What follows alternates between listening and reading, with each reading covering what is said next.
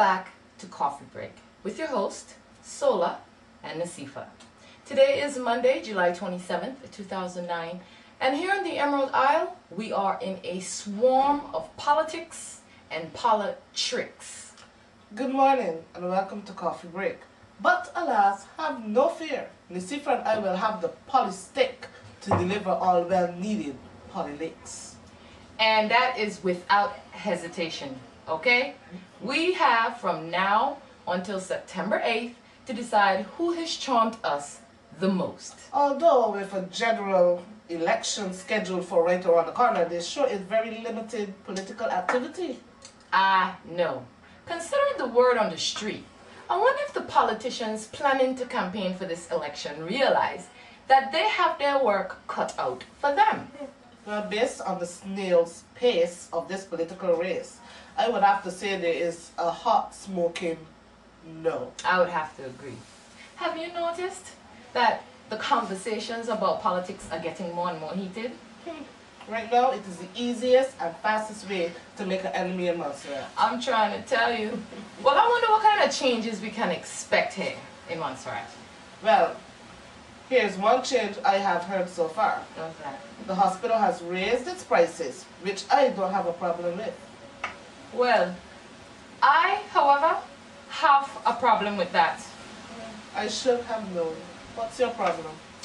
My problem is paying more money for an already shifty service. Okay? Shifty? Shifty. I'm a poor woman. I can't afford to pay somebody even more money to misdiagnose and mistreat me. Okay? So what are you saying? What am I saying? I'm saying that it would be far more logical to upgrade the quality of service and then increase your price. Lucifer, you know that this is too logical for Montserrat. Why would the government do such a thing? I know, right? How stupid of me to think that they would consider their people first. Duh. Talking about consideration. Have you been hearing about the sentences being passed in court lately? What do you mean? I mean, what's so special about the sentences that's in court lately? Well, recently in Montserrat, a man was sentenced to jail for murder. And had already started serving his time when he was suddenly released. Released? Why? Because there was insufficient evidence, so to say. Well, hold on a minute, hold on. Here's my question. How the hell did this man get into jail in the first place if there was insufficient evidence?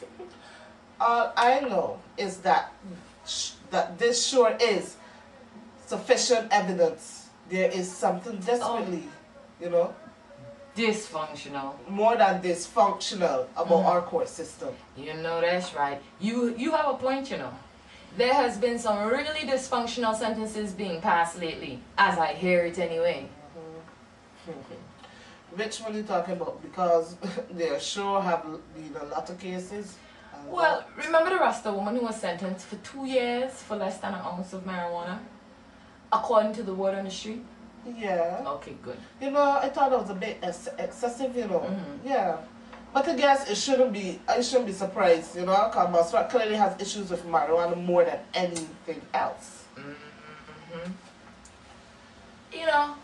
You remember, okay, for example, you remember the young man that was found with 6 marijuana seeds and he was charged, $600? Now we know how that goes. Anyway, the woman, recently, a woman was charged for stealing about $300,000 from her job, okay? This is just another example of dysfunctional sentencing in Montserrat, okay? She was only sentenced to 3 years. 3 years? You heard me. Well, and then she's free to spend her $300,000. Sure is, okay? Alright? But there's more. Somebody else was charged with cocaine and did not spend or get sentenced to 1 day in jail. Just the fine. Could you imagine? Montserrat, wait. Montserrat, you really sure your dirty discrimination practices? So, if you don't want anybody to notice your dirty discrimination practices, you might want to start acting like you serve a public with an actual brain. Not to mention the PDF files. Oh. Have you noticed Montserrat Society has let all the PDF files off of their charges, but yet there are some people, you know, who are willing to be sent as almost like this 50-year-old woman right here to jail for 2 years for less than a marijuana cigarette. Our peers. What going on? Our peers. I'm telling you, it sure does make me wonder what kind of minds surround us all the time. I tell you that. Talking about wandering. Why is it that a barrier was placed on one of the darkest roads in Montserrat before any kind of lighting to warn the drivers? Girl, please. No, in Montserrat, they probably had lighting. It just went out. It just went out? Yes. I mean, after they put up the barrier, they probably just lit a match and laid it there.